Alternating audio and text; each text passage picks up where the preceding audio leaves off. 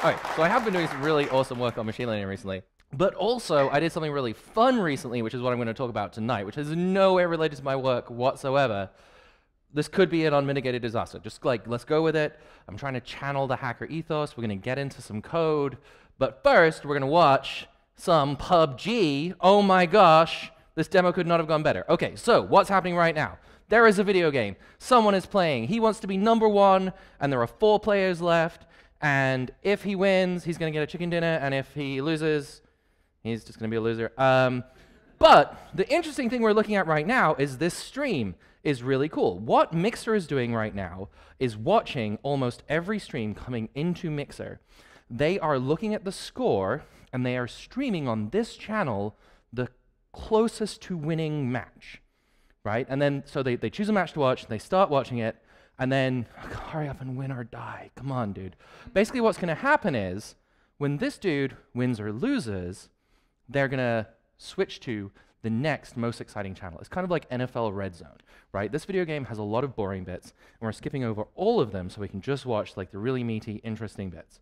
Okay, great. They won, and their Hypezone bot is going to tell them, thanks for playing, and it's going to automatically switch to the next channel. This is really cool. If you like this video game, this is a really exciting channel to watch, which is why you can see that there's like 240 people currently watching this channel. Okay, great. It's fun, it's exciting, but it doesn't exist for Twitch right now. So tonight, we are going to rebuild it. We're going to rebuild a crappy version. Okay, I'm going to say it right now. But we're going to try and put together some of the pieces that you need to actually make a channel like this work. I'm going to start with a very simple front-end, back-end. We're going to dive into some of the stuff I did. And then we're going to talk about sort of the approaches you can take and how you can actually, but come on, switch, I'm filling time, come on. Why use this slow? Okay, it's going to switch in just a second, I'm sure. Okay, great. So let's create a quick front end. We are going to create this. Okay, here's my version of this. This is what we're going to create right now. It doesn't work incredibly well, but it kind of works, right? This is Meg Turney. She's playing this video game. There are 28 people alive. It's kind of exciting, and you can see that we think there are 25 people alive right now. That's pretty close. Cool. Let's build it. Okay, let's dive in. It's still, okay, there's a broken too. Ha! Ha! Okay. Great, so let's create a front end. Cutting edge, you know, it's got to be incredible. Let's make a new directory for the talk. Let's move in there. Hold your horses. Let's, you know, create a front end. How have you not found this? Because I'm on the wrong machine. Okay, great. Let's make a new directory called talk. We're going to move in here. We're going to make a new React app. And the first thing we're going to need is a Twitch player. Let's go get one. Let me, okay, what did I search for? Okay, cool. So we're just going to, cutting edge technology, you know what I'm saying? We're going to go find one. This one, let's take a look at it. 10 months ago, no. This one, 2 months ago, fresh. Yep, let's do it. Yarn, add. Okay, this is great. This is going to be cutting edge. You're going to love it. Go back to our terminal. Great, let's add this. Cool. Okay, let's integrate. Okay, great. Here's one I prepared earlier. We're going to copy pasta. Okay, great. Okay, we're gonna CD into our app. We're gonna CD into our app. Hi, front end. There you go. What did I just do? I added it to the wrong directory, didn't I? That's exactly what I did. Okay, hi front end, and then we're gonna pretend that I remember how to code. We're gonna add this. Very cool. We're gonna yarn start and take a look at, you know, the glorious basic React app that we have here. It's great. Okay, great. Let's edit that source app.js. That's what it's telling us to do. Cool. No, app.js. This looks great, but I've got a better version. So we're just going to take this default app. We're going to paste in here our better one. And you can basically see all I've changed here is I'm importing this embed video, and I'm putting in a channel that I think will be online right now just to test this out. Okay, great. Let's start it. Wow.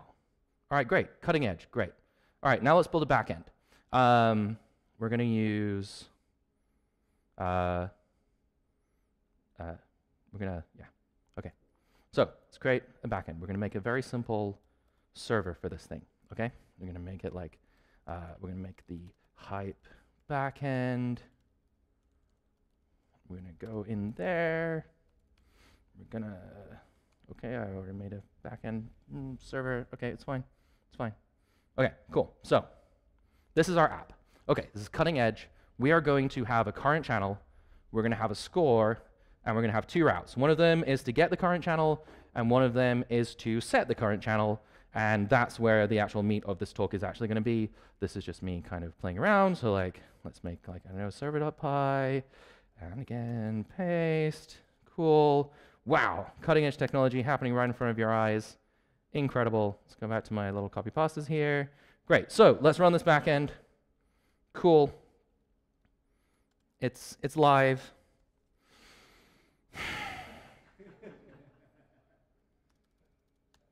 It's live. We're doing this. All right, let's take a look at this incredible technology we've got. Wow, to the clouds. Incredible. Great, it works. Wow, it's telling us about a channel. Let's just make sure we can change the channel. Okay, cool. Yeah, we set the score to 5. Let's check that it's 5. Okay, great. We got a backend. Great. Now let's check this. Let's integrate it with our front end very quickly. So again, here's one I prepared earlier. That we're just going to go back to our little tab here. We're going to kill. We're going to edit our app. Come on. You can do this. I'm ready. Okay. Cool. All right, we're there. Now, you can see what I've changed here. This is a simple React app. There's a state, which is which channel, what's the channel, what's the score. We're going to put that up the top so we can quickly see whether or not things are working. We're going to have this video embed, and it's going to be the current channel. Awesome. Let's save it. Let's start our new app. Incredible. Great. Yep, it's still, yep, okay, Monster Cat. And look, it's 5.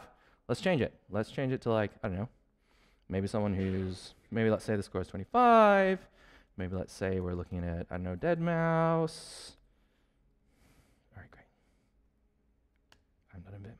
Okay, great. And okay, great. Cutting edge front end, cutting edge back end. Let's build the bot. Okay. So what are we going to do? Well, let's talk it through. What we need to do is build something that gets a list of all the Twitch streams that are currently active right now, watches each of them, pulls out the current score, picks the one with the lowest current score, watches it, and when that game ends, moves on to the next lowest scoring channel. Easy, no big deal. Let's go. Okay, so let's start with watching a Twitch stream. How do we do that? I'm not sure. Let's Google it. Great, there's like the Streamlink thing. That looks pretty cool. It's open source. Probably has something about, I don't know, watching Twitch streams. Great. Yeah, it does because I wrote it down. And great, we're gonna take this code, no big deal.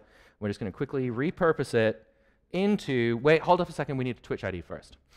So first, what we actually need to do is grab a Twitch client ID.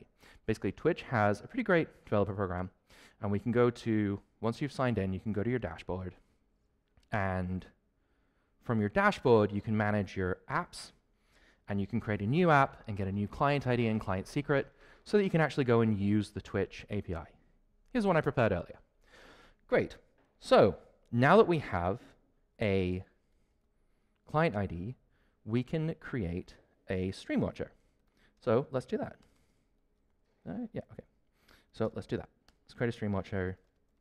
And here is a very simple stream watcher that I prepared earlier. Kind of.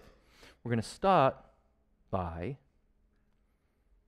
okay, we're going to remember how to Vim. We're going to import some stuff in Python. Python's pretty cool and really easy to hack on. It just so happens to be the same language that TensorFlow supports, which is going to come handy later, I promise. So here what we're doing is creating a pretty simple Twitch stream watcher, right? It's a thread. You can spawn a lot of these if you wanted to watch a bunch of streams. And we're going to get an access token for the channel name with our client ID. Then we're going to get the M3U8 for that channel so that we can watch the stream. Okay, great. Let's try it. Great, we got a bunch of M3U8s. Let's make sure that we can actually play them back. Cool, we're watching a Twitch stream. Okay, great. That problem solved. Let's move on. Great, we got the code. We can watch Twitch streams. Awesome. Now, let's tackle listing some streams. So, actually, nope, I had a better idea. Let's make sure we can watch PlayerUnknown's Battlegrounds first by grabbing, a list of streams, see who's kind of streaming right now. Cool, Deadmau5 is still streaming. Let's make sure we can watch Deadmau5 because we want to make sure that we can watch, any stream on Twitch. Let me just quickly switch this. I wish I had my fancy keyboard. Stupid little Mac keyboard, but again, we'll just toss Deadmau5 in here and make sure that we can pull out an M3U8 that matches. Hey, you're so great to code live. Okay, yes, we can watch Deadmau5, we can watch PUBG. Good, this thing will work. Okay, great. Now we need a list of streams. Okay, so wait, let me roll back. Okay, now we want the score from this game. I think that's how I ended up structuring my talk. Please bear with me. So let's take another look. The way I was watching that stream was just with ffplay, which is a tool that comes with ffmpeg. In this case, though, we want to do a little something specific, right? We don't want to try and run something like an OCR on this entire image. That's just going to fail. There's too much data in there. Instead, we want to pull out the salient region of this image. So what we're going to do is use ffmpeg to do some cropping, very basic filtering. The M3U8 goes there because they are, okay. Let me scroll back up. Okay, let's grab this one. This one looks fine. Okay, I'm still here. And okay, great. We can pull out the score of this stream. We can see that there's 25 alive. Great. Now let's turn this image into text. So what are we going to do? I don't know. I've heard of OCR, optical character recognition. Let's find something. Great, Tesseract. Awesome. That looks like it'll work. How do you use it? What do you do? Okay, so you Tesseract, you've got an image name, output base, it's standard out. And then like OEMs and other options. Great, let's try it. So Tesseract on test.php, standard out. Export. Come on, don't let me down. Export. Pretend you didn't see any of this. Woo! Stupid bash. No, I put this in bash for a reason. No, I didn't. Okay.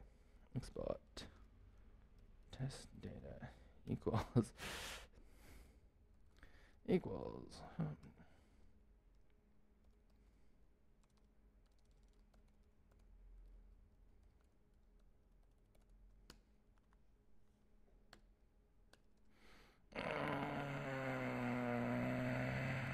Thanks, Tesseract. Cool. 25 all. Well, that actually worked really well. Son of a bitch. Okay. It's not meant to work well. Let me show you what it's meant to do. I happened to grab one of the working ones. Okay, so let me show you Tesseract working. Okay. With 22 alive. Okay, and let me show you Tesseract not working. All right. So can you tell the difference between these two images? Because okay, Tesseract on Tesseract working, to stand it out, with PSM 7, I think, 7 and OEM 1. 22 all, great. Tesseract kind of likes this one. But the Tesseract not working, it's NT. It's okay, right? So let's look at Tesseract not working. Okay, This looks like 18 to me. This looks like it should do fine. The problem we're having here is that Tesseract working and Tesseract not working, they look really similar. And in fact, if you try and build anything on top of Tesseract, this is what's going to happen to you. You are going to put yourself out there on the internet, and people will tell you that you have made, nope, that's the good one, this one. It keeps switching right before people win. Holy shit, this is the ultimate frustration simulator. Yeah. Okay, so Tesseract has some options for boosting. Basically, it's basically like, okay, if you're having troubles, try this. Try to improve your quality of your image. And you can do it by like binarization, basically turning it into white or black without anything in between. Noise removal, rotation, border removal. We can't really do all of this stuff, but what we can do is boost our inputs a little bit. Okay, so again, let me try it live, even though it kind of worked last time, which sucks. So again, what we're going to do now is we're going to extract the Y-plane from this. We're going to crop it like we did before, scale it a little bit, and this time we're going to negativize the Y-plane because it's currently white on a dark background. We want dark on a white background. We're going to use the HistoQ, which basically expands the color range of this so that whites become much whiter, darks become much darker. And we're going to use DCTD noise to try and remove some of the noise from this image. Okay, so my M3 weight goes there. Let me go scroll back all the way up. Great, let's grab this. No, it's a little better if I grab it like this. Okay. So we're going to try using FFmpeg to improve the quality of the images that we're getting. Okay. Let's try this. What do I call it? Test.png, test.png. And you can see now that this is working. We're inverting the colors and we're making dark on white. So Tesseract should like this even more now. So let's see if it still likes us. So just try it like that. No. PSM7 basically says, pretend this is in a line. And again, you can see that this worked, but let me show you another example, right? Because if I open Tesseract, this boost is probably the wrong word for it. See this? This looks a lot like the previous image, except to Tesseract, this Tesseract boosted broken, it can't do. Again, frustration simulator. So, at this stage, if you read the title of the talk, we give up on Tesseract and move on to trying some more powerful technologies. So, what we're going to try is TensorFlow. So, let's go find TensorFlow. I think I already had that open. Okay, finding TensorFlow, and we're like, okay, I want to get started. And what is MNIST? Handwritten digits. That seems relevant. That seems highly relevant to my interests right now. I have a digits problem. They have a digits problem. I wonder how they solved it. ML beginners, no way. We're experts. And like, okay, they're like 92% accuracy on MNIST is bad. I mean, 92% accuracy seems better than what Tesseract was giving us, but that's just me. But apparently this way will get us to a 90. Maybe if we just copy what they're doing and just use 2 digits instead of 1 digit, everything will just kind of work. Okay, so what do we need in order to train a TensorFlow model? Well, the answer is data, and lots of it. So that's like the next thing that we need to do. So it's kind of tempting if you look at this to hack something together with these digits, right? Like maybe if we grab these digits and we like put 2 of them side by side, we can train on that. But actually it'd be much better to train on the real data set that we're trying to classify right now, which is scores from this video game. So let's go get some scores from this video game. That's where we need to start in order to train this thing. So now what we're going to need to do is list some streams. So you can see I've got this thing here for, I need to, wait, everybody see that? Please don't steal my secret. I'm going to have to change it anyway. Let's just face it. It's going to be on the video. So what do we want? Well, we want to list some Twitch streams. So let's go find some documentation for this. Here's something I wrote down earlier. Cool. Twitch API has a get streams thing. Looks pretty good. It's going to give us a list of streams. We can put a game ID in there so we can, limit it to only the game that we're currently interested in. Great. Let's try it. So, what did I change? Oh yeah, so in order to use the Twitch API, we're going to need to get an access token first with our client ID and client secret, and then we're going to need to use that client ID and access token to list some streams. Here's one I prepared earlier. Let's see if it works. So let's just go ahead and do 05, list streams. Awesome, we got a list of streams. But hang on a second. If you were paying attention earlier, when we were watching streams, we needed a channel name, and now I don't see any channel names in here. So we ain't done yet. Now we need to list channels, we need to get an access token, we need to list the streams, and then we need to make another call to turn those streams into usernames. Maybe that's some feedback for the Twitch developer success team. I don't know. Maybe I'll open. Okay, great. So in fact, we can list channels and we can list streams and then use those streams to find channels. And if we take a look, Twitch is actually pretty cool about this, because if we look at Battlegrounds right now, I limited mine. Okay. If you ignore non-English, because I speak English and I limited my search here, so like X Choco Bars and Choco Taco and Dead Mouse, and we can see these showing up here, like Choco Taco and like X Choco Bars and Dead Mouse is around. Cool. So we're getting the same like list of streams that Twitch is using internally, which is like a really cool thing from their API. Great. So now that we can list the channels, the next step is to go through and extract images.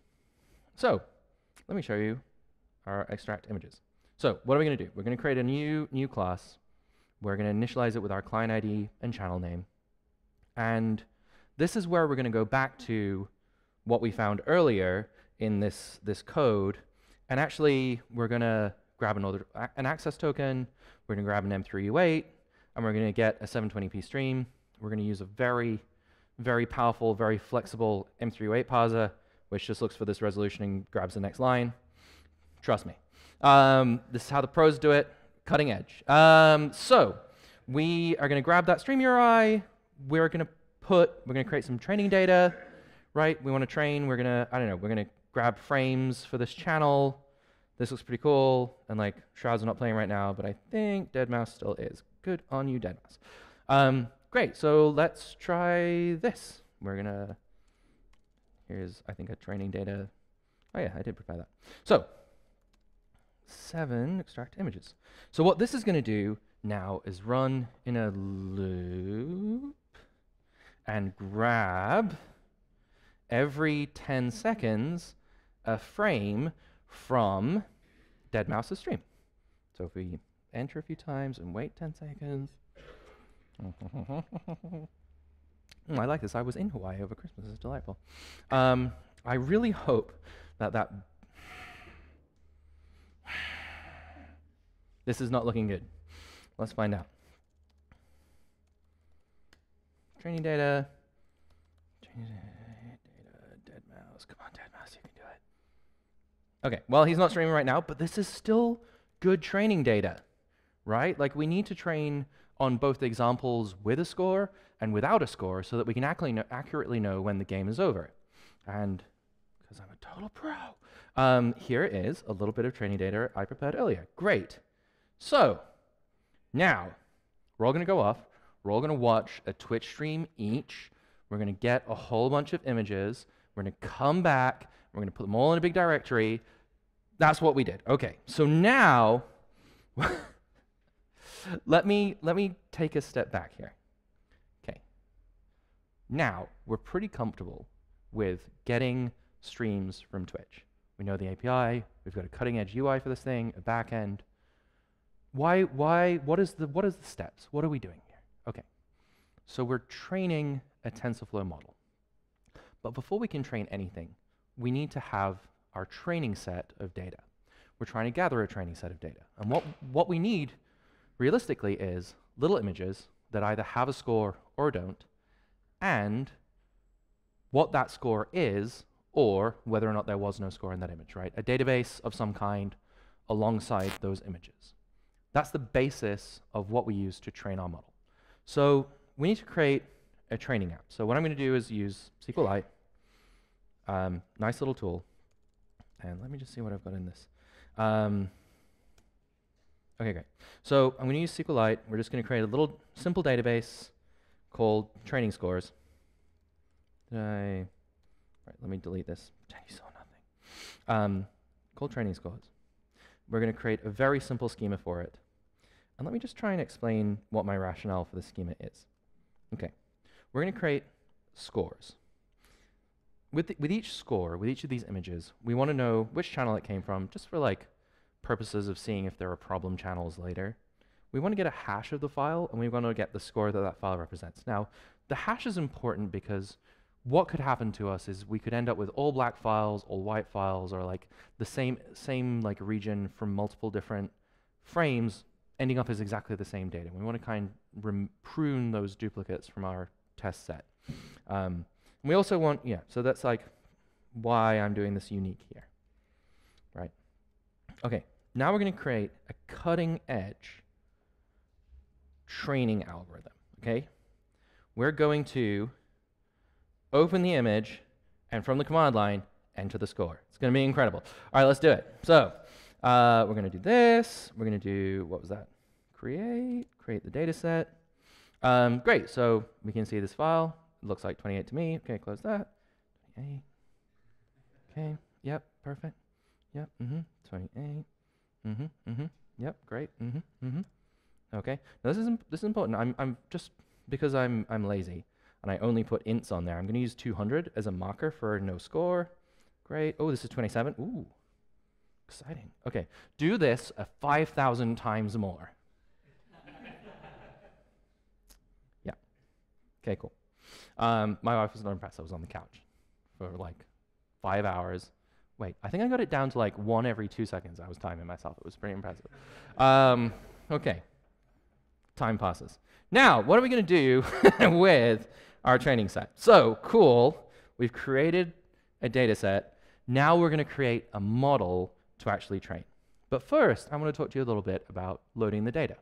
So this is a sort of area that's very difficult for newcomers when I say this, it was difficult for me. I had no fucking clue what I was doing. I was going through tests like MNIST digits and like creating classifiers and doing great, and there's just like, okay, how do I tell whether or not this image is a dog or a cat? And it's like, well, how do I load this image? I have no idea. There's actually a modern TensorFlow API that makes this actually a lot easier. It's called a Tensorflow Data Set. But to understand it, we're going to need to, no, we're just going to copy paste some code. We're not going to, no. Look, decoding image data and resizing it. That sounds like what I want. Great, we're going to, I don't know, we're going to pause it. There's a read a file name. Okay, but I have file hashes. Oh, sorry. One thing that was important about this was, with my data set, what I was doing is creating this data called hashed files, which is the hash, which is stored in our database, and a PNG. That means we have a nice, unique reference for that exact file. So we have a data set of image hashes and their scores. And we're going to use this function to load them. So let's take a look at the code. Okay, loading the data set, right? We're going to open up our training DB, and we're going to get the file hashes and scores, and I'm going to skip over this for a second. We're going to get the file hashes and what's called labels. Those scores in TensorFlow parlance are like called the labels for the data. They're like the ground truth. And we're going to create a TensorFlow data set passing in these file hashes and labels. We're going to map that data set with our parse function. We're going to batch it in batches of 100. And we're going to prefetch 100, which basically means that our training is going to be running on the GPU while our loading the images is running on the CPU, because we're prefetching. There was a recent guide written. And then we're going to return from this little function an initializable iterator, which is basically a way of saying, like, we are passing in an array of something like 5,000 string score combinations. But the TensorFlow Data Set API is pretty cool. It basically creates a pipeline that isn't executed until runtime later. Even though the Python is executing and is actually creating this graph, it's similar to GStreamer if anyone's used it. You create this graph in TensorFlow, and then you start running things through it. So only at runtime does TensorFlow actually grab these images. And as you can see from this example, we read this file, we decode the image, we resize it to our desired size, in this case 80 by 120, which is the original size of the image. This is a no-op, but in TensorFlow land, it's useful to give things that could be variable specific heights and widths. It makes your life easier later. And then we return this. And you can see that this code is very similar to what we're doing here. But because, and this was a bad call, honestly, I decided originally to use something like a float to represent the score. So anywhere between 1 and 100, and then use 200 to represent no score. That's why in my training app there's a 200 that represents nothing on screen. That doesn't really work because 200 is not, it's not part of the same range. It's like a different thing. So instead I created a categorizer and I gave it 10 categories. One for 0 to 10, 10 to 20, 20 to 30, etc. Kind of bucketing users because there aren't all that many people ever at once with scores below 20, and there's very rarely ever people with scores below 10 because that's like the 5% of users are ever going to get there.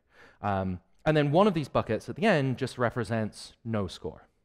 So we load from our DB, we load the file hashes, we load the scores, we mangle them a little bit, we pass them to our data set, which has a map, which is a parse function, which is actually going to do those reading of the files later.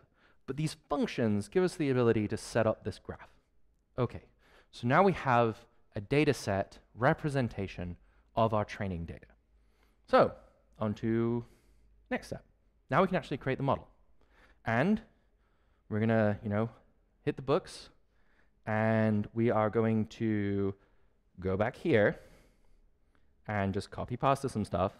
And then we're just going to tweak it, honestly. Like, the model here looks pretty complicated. Like, oh, maybe I went too far. Can you guys kind of see this? There's a lot of code here. But really, if you look at this convolution, these numbers, this number, you look back here, you can kind of see that, okay, there's a convolution, multi-layer convolution, and there's this conv2d call with some strides, with an x, with a w. There's a max pooling function, and you can kind of see that, yeah, we're doing that. We've got some convolutions. We're convolving around some convolutions. There's some max pooling. We do it again. Do it another time. There's this thing called a dense layer. I'm not quite sure what it is. There's this dropout, which is pretty cool. Basically, the idea of a dropout is that while you're training your TensorFlow model, you randomly don't use some of the TensorFlow inputs. The idea there is that adding a dropout step to your network makes it less likely to do what's called overfitting. Overfitting is a situation where your model learns about your training data set so exactly that it doesn't learn anything that's generalizable to a new image with a new number in it, or a slightly modified image. This didn't work at all. And in fact, it did overfit. It's completely broken right now. Here's what happened to me. All right, it's kind of funny. You're gonna laugh. So I'm just gonna fess up now. This thing doesn't work because, and you'll get why this is funny. And we're gonna bring it back to the generalization. Okay, great. Let me go full screen on this. You might not be able to see it here, but right here there is a solid black line. A month ago, there was not a solid black line when I was building my training data set. That solid black line, okay, basically what it's doing is because it's a solid black line and it is not transparent in the slightest, it is confusing the heck out of my model right now, which is why when you go to Hypebot 3000 and you actually look at this thing, it is not working very well at all because of that black line. This is the stuff you deal with when you're running this. But there are two ways that that can be solved. One is obviously grabbing a fresh data set with the black line and adding it. Better yet is kind of training my model that the black line doesn't matter. So what I'm going to do next is grab a whole bunch of frames with this black line and without this, and add them to my current training set without the black line, and basically try and train it like, hey, that line doesn't matter. I don't know why you think it matters. I don't know why it's breaking you, but it's the number that's important. Let me step back a little bit. There is actually some sense to what we're trying to do. We're trying to take a 5x5 region where for every pixel in our input, we're taking a 5x5 region around that pixel called a convolution, turning it into a deeper representation of features, doing things like edge detectors, for example. Doing it again, I probably shouldn't have gone down here. And then max pooling, which is trying to pull what were the most important features of this network out before passing them down to another layer. And this is a very simple like pyramid shape. The max pooling here with strides of 2 and a pool size of 2 is actually like reducing our input size by, I think, a factor of 8. And then I do it again, and then we do a fully connected layer which tries to just pull out a category, a classification of what this is. Okay, so this is a representation of the model. And the thing I'm trying to get at here is, I don't quite know what I'm doing. I'm not an expert. I know enough to read the documentation. I know enough to use it. And until that damn line appeared, this was working great. And that's kind of what I'm trying to, like, if there was a heart of this talk tonight, is this is really close. This technology feels a really long way away, but if you can get a good training data set together and you can build a simple model, sometimes the simple models can have not incredible performance, but compared to what Tesseract was doing, where every second input was failing, we can do a lot better than that. Okay, so what do we do next? We train our model. So you can imagine there's a load data set, which I showed you. You can imagine there's a create model, which is creating that model. We're going to load the data set. We're going to make an initializable iterator. Basically, an iterator is what you think it is. Go through this data set item by item. Give them to me. We then ask our model to predict a score. And we don't actually ask it to predict a single score. Because the GPU is so powerful and has so much memory, it doesn't make sense to train it image by image.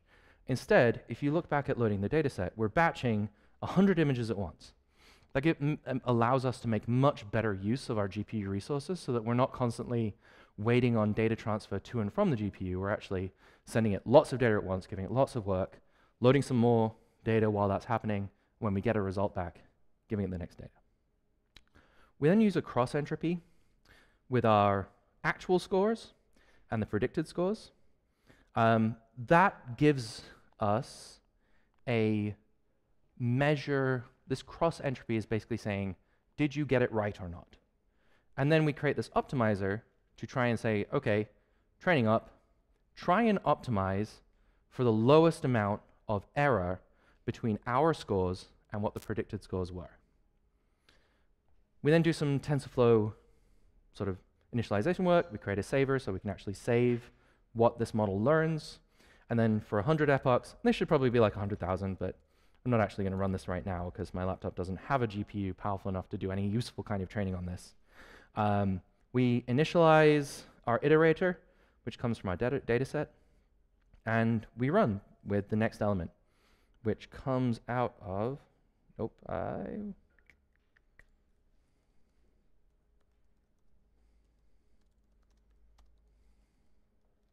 the next item from our iterator. There you go, wow. And then once we get out of range, we've gone through every item in our training set, we save what we've learned, and we do it again. And then once we're done, we have a trained model. Okay, I'm not actually going to go through and put all these pieces together right now in the code. You're going to have, but what I will show you is an estimator I prepared earlier. So, hey look, estimator prepared earlier. So you can see here that there's a model with some checkpoints, some metadata, and an estimator. Okay, let's open this Drassel. Okay, here we can see a nice crisp 18, right? What can Tesseract see?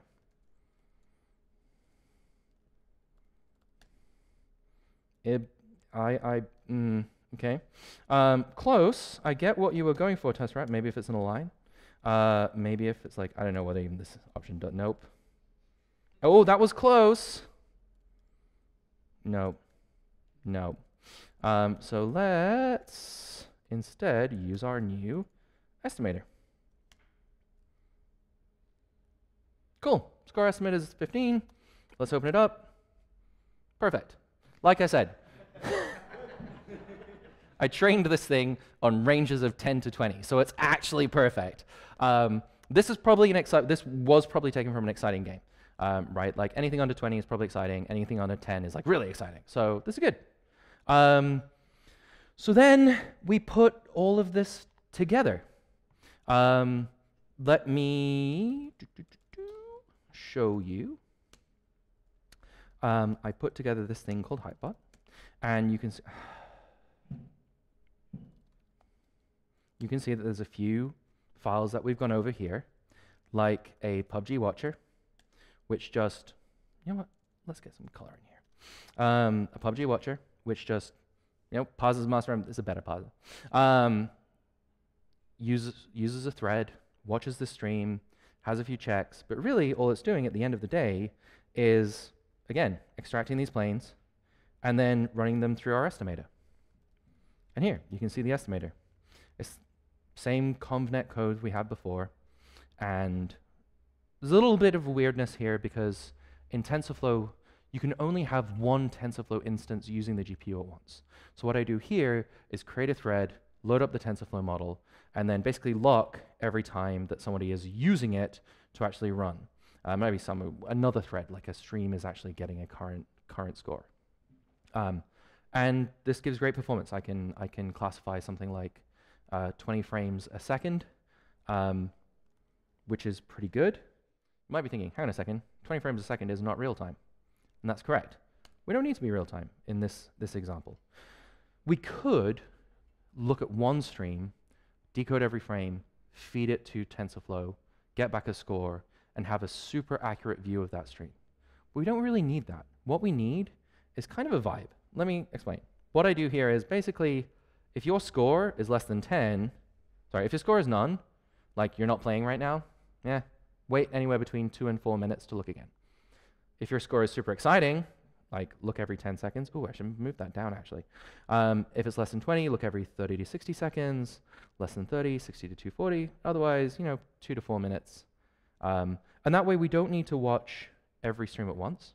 And if you actually look at this ffmpeg command, we're only looking at a single frame at once. This ffmpeg command is not what I want to draw your attention to. I want to draw your attention to this, where we're actually just getting one frame out and extracting that at a time. So even though we're classifying video, we're kind of only classifying images. We're just doing it more frequently the more interesting that video was. To get even high performance, we need to switch over to the C++ TensorFlow API and actually do our decodes on the GPU. And finally, I want to show you this kind of all working together. If I reconnect to my screen, you can see that this thing is currently watching a whole bunch of streams, giving them a score, and then deciding which one to currently watch. Like I said, the accuracy has dropped because of that black line. But like it says like dead mouse 35 there, so let's go check it out. Right? Like, what is dead mouse's current score? 30. Cool. So if we go back to Hypebot, you can see that it's kind of failing us right now. But if we fixed a few of the tiny little bugs that are left, we could get this thing to create that mixer stream competitor. Okay, that brings my talk to a conclusion. Thank you very much for listening.